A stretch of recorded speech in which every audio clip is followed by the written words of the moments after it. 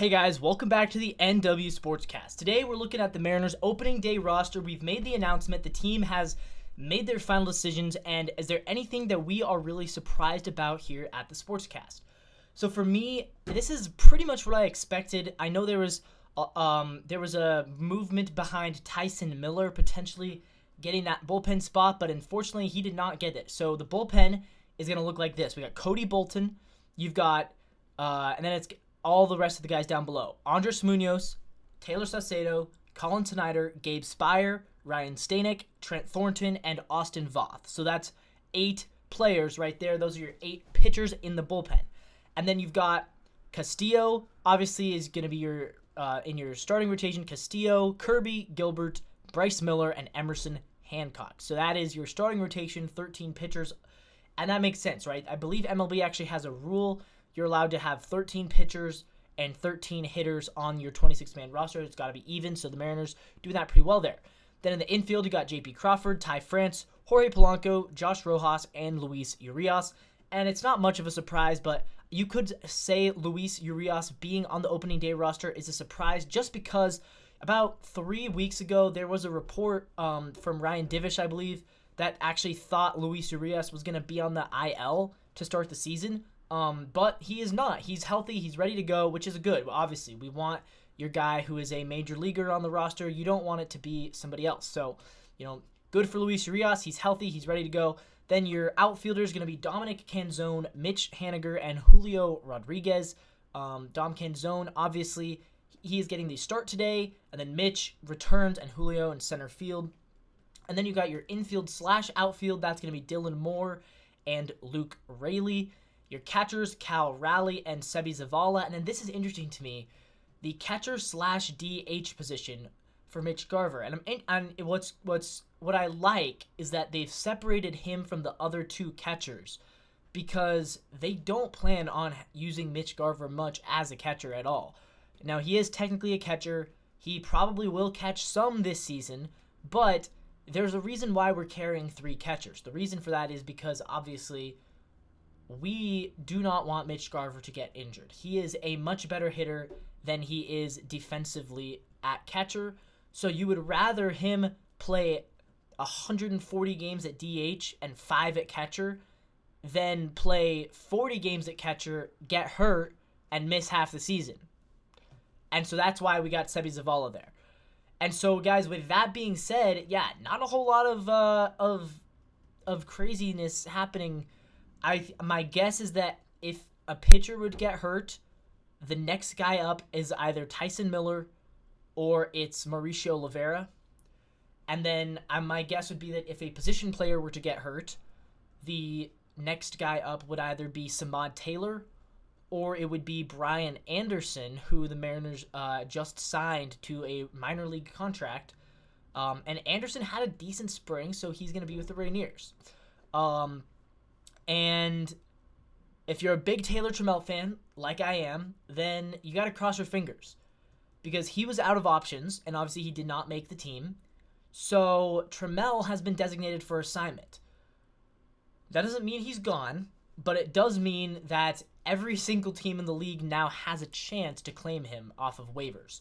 Now, if nobody wants him, but this is the sneaky thing, the Mariners were really smart. They waited till the very last minute to DFA him because they know most teams at this point, their roster is full. So the chances Trammell gets picked up by a team right now are honestly kind of low. And if he doesn't get picked up, then the Mariners can re-sign him to a minor league contract and he can go play with the Rainiers, and potentially, if we wanted to bring him back up, we would have the ability to do that, which is awesome, right? We love that. We need Taylor. I mean, we don't need him, but I really like Taylor Trammell. He's a really amazing player.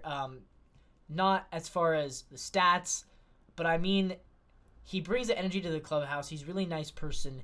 He is one of the few guys in the team actually that I have talked to personally, which maybe I'm just biased there, but I like that. I feel like I kind of know him. And he still has a really crazy ability to hit the ball for power, right? I mean, last year, he was still one of the hardest hitting batters in the league. He just couldn't make contact. So if he can fix that, I still think he can be good. But anyways, I digress. This is the Mariners roster. He's not on it, which we knew. We knew he wasn't going to be. And yeah, I mean, looking at this, how many newcomers to this team? Bolton is new, right? Colin Snyder is new. Ryan Stanek is new, and Austin Voth. So 4 of your pitchers are new to the team. And then Urias is new, Polanco, Mitch Haniger, Mitch Garver, Sebi Zavala, and Luke Raley. So you got 4 new pitchers, 6 new position players. So 10 players that are new, and 16 returners. And honestly, that feels about right. Based off of how he finished last season. And now the hope is that those 10 new players will be better than the 10 guys that they are replacing. And then I'll mention the injured list. We've got 5 players right now on the Major League injured list. Although one of them we don't really need to worry about. Jackson Kowar is out for the season. So he's going to be on the Major League injured list. He's not going to play in the Major Leagues this year. But that just is, it doesn't really matter because he doesn't take a 40-man spot either way. And then you got 4 guys on the 15-day injured list. From your rotation, you're missing Brian Wu. From your bullpen, you are missing Matt Brash and Gregory Santos. And presumably when they return, they would take the spots of Cody Bolton and Colin Snyder. And then from the offensive side, you are missing Sam Haggerty, who really probably wouldn't have made the team anyways because there's not a spot for him, right? Like, I guess you could say if you wanted to make Garver the full-time backup catcher and you could then demote Zavala and call up Haggerty. But like I said before, I don't think you should do that. I think you need Mitch Garver catching as little as possible. I'm fine giving Sebi Zavala those at-bats if it means keeping Mitch healthy. The only other way Sam Haggerty gets onto this team is an injury, or if Luis Urias and or Canzone is just really bad. That's how Haggerty finds his way onto this team. But right now, looking at it, even if he was healthy, I think he would be in AAA. Right, that seems because I don't see who you would be sending down. I don't think there is, and to say, I know there's some of you guys who might be saying like, well, Sam Haggerty's better than Dylan Moore. That might be true. He might be better than Dylan Moore, but Dylan Moore is on a major league contract, and I believe he's being paid like $4 million this year, and Haggerty is not. Haggerty's in arbitration, so. The idea that you're going to send down Dylan Moore, who's making millions of dollars more than Sam Haggerty, Demo would have to be really atrociously bad for that to happen, which could happen.